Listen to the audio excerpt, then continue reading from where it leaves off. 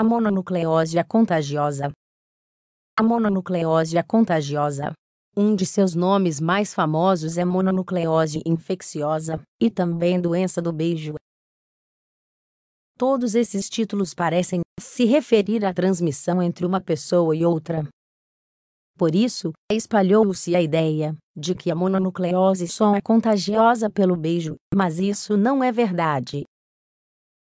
Como outras doenças desse tipo, o vírus está presente em gotículas de saliva, de modo que pode ser transmitido por meio de espirros, tosse ou contato com objetos que contenham restos dessas gotículas. O que é a mononucleose? A mononucleose é uma doença viral, que ocorre com relativa frequência na população geral e que, na maioria dos casos, se resolve por conta própria.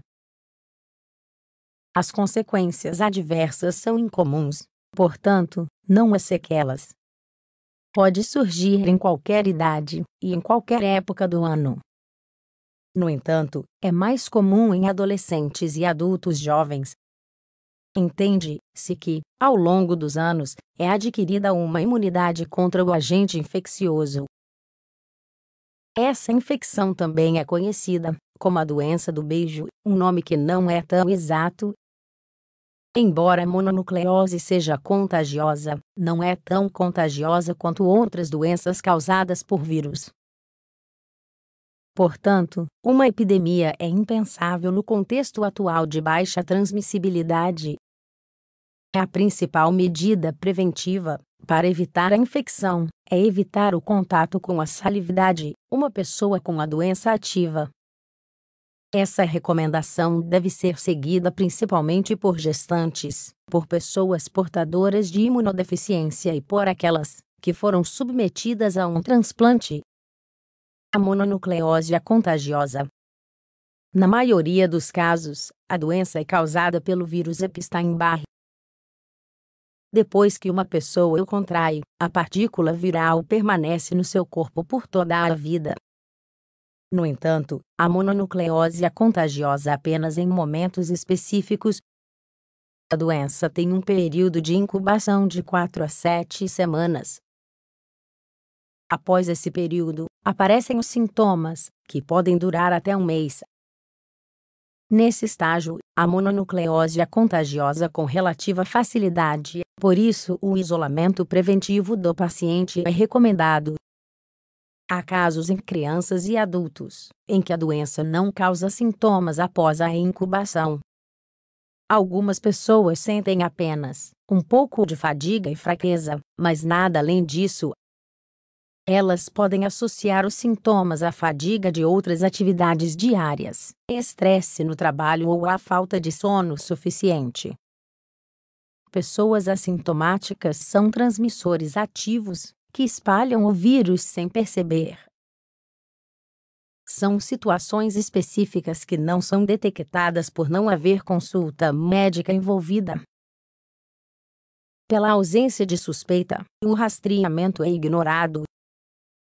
O tempo que deve passar para que a doença não seja contagiosa ainda está em questão. A opinião mais difundida é de que o potencial de contágio está presente até 12 meses após a superação dos sintomas. No entanto, não se exclui a possibilidade de transmissão após 18 meses de ter sofrido de mononucleose infecciosa. Manifestações da doença. As manifestações típicas da doença são febre e fadiga. Geralmente são os primeiros sintomas a aparecer e os últimos a se dissipar. Também é muito comum ter dor de garganta, inchaço das amígdalas, gânglios linfáticos e baço, bem como dor de cabeça. As complicações não são esperadas no curso da mononucleose. No entanto, se estiverem presentes, tem um certo grau de gravidade que requer atenção.